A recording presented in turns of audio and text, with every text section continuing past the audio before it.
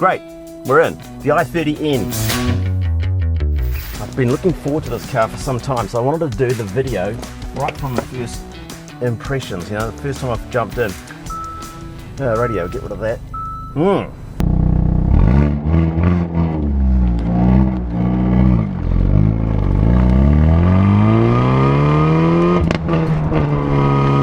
This is Hyundai's first real serious attempt at the hot hatch market. They've had hatches of course before, but they haven't been particularly hot. This one is. So let's have a look at the specs of the Hyundai i30N. Okay, so it's a 2-litre 4-cylinder turbocharged engine. Develops 202 kilowatts and 353 newton meters of peak torque from 1500 through to 4700 RPM. Now that's also got an overboost function in this engine, which gives an extra 8% of torque when you're hard up against the carpet with your throttle pedal. The car's claimed to do a 0 to 100k time of 6.1 seconds, which is, you know, pretty quick, and it feels lively when I'm driving it. It feels energetic. It's got a bunch of things that suggest that it's really up for a good time. It's got launch control, it's got rev matching on downshift, it's got an electronic limited slip diff, it's got nice red brake calipers, it's got active exhaust so you can make it louder or quieter depending on your mood, which is always of course going to want to make it louder. It has a shift control indicator as well, so when you get up towards the higher RPMs, it'll have little lights come across the top of the dash there, and it'll suggest just politely that you shift up to the next available gear.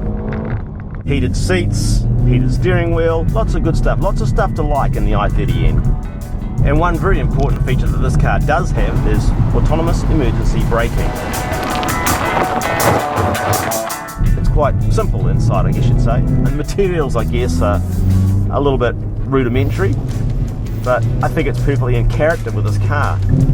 All the effort's been spent on making it go faster, and I'm down with that.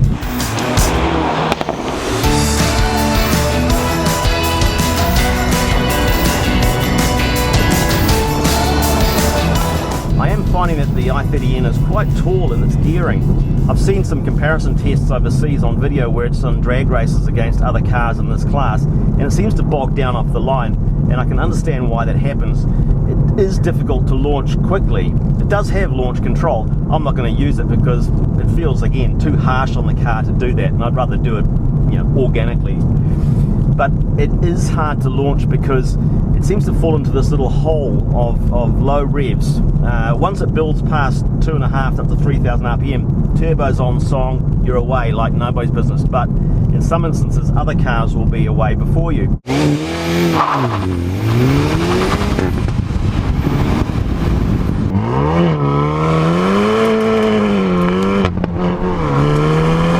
Got quite of a lazy throttle response, and I've got it in the most responsive throttle settings available through the drive modes, but it's still a little bit tardy to respond to quick stabs on the gas pedal. But once you're up around that 3.5, 4,000 RPM, it's great. You know, you cannot complain about the performance of this car. 0 to 100 Ks, 6.1 seconds. That's plenty fast enough in this class. Got plenty of traction in this car, coming hard on the throttle out of sharp corners. The wheels aren't scrapping for grip. There's quite a bit of torque steer, I will say, and not as pronounced as a Focus ST where you really have to hang on and wrestle the wheel. Not so much this thing, but you do notice that there is a reasonable enthusiasm to its tug on the tiller if you're hard on the throttle out of a very tight corner. You probably won't be able to hear it on this microphone, but the gear lever has a lovely little click click as it engages each new ratio. It tells you that there's something mechanical going on, and it's really reassuring when you're driving a car of this sort of character that you hear those sort of clicks and clunks and little interfaces with the machinery behind the scenes. Now I know the spec sheet tells us that the peak torque of 353 newton meters is available from 1500 to 4700 RPM. But I've got to say, my experience of driving the car, what my the seat of the pants tells me is that there's not much really there at 1500 RPM. It's not till you're about 2,500 RPM that the urge feels really strong. This little click-click gearbox that we've got on this car, it's just the perfect combination with this engine and this chassis, and the fact that you can fine-tune it all, turn the exhaust loud or quiet, adjust the suspension, adjust the steering weight, adjust the throttle response. All those things show that Hyundai have really kept the driver front and center in their thinking when they've been building this car, and I thank them for that.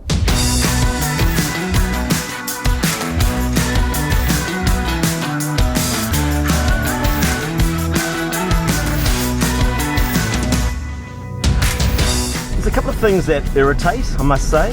Things like the little music track that plays when you first jump in the car and start it up, or again when you switch the car off. That kind of twee little diddly-dee-dee-dee music is just out of character with this car. If it's going to play any sort of tune, and I don't think it should play anything, but if it had to play any sort of tune, it should be a thrash metal guitar solo, because that's the character of this car.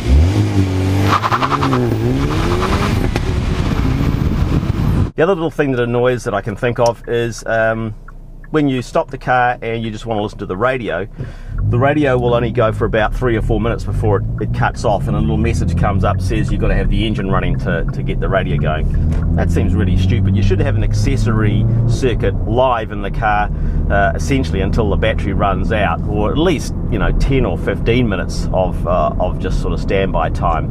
So those are two tiny little things that really grate with me, but they're infinitesimally small compared to the greatness that the rest of the car represents. Things like the fact that both door mirrors can dip and show you the rear wheels when you're in reverse, if you want them set up that way. That's really thoughtful.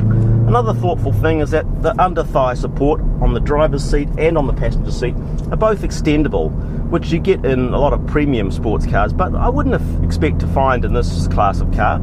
Just a little thing, but it really helps you feel like the drivers have been really top of mind when they've been designing this car.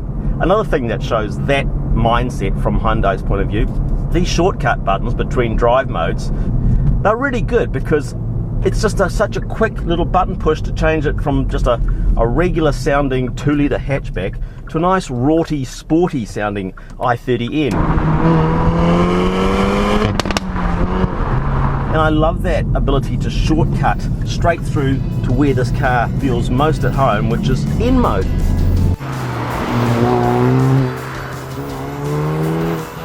This thing has been a barrel of laughs. In fact, I'd say it's the most fun you can have with your Hyundai badge on.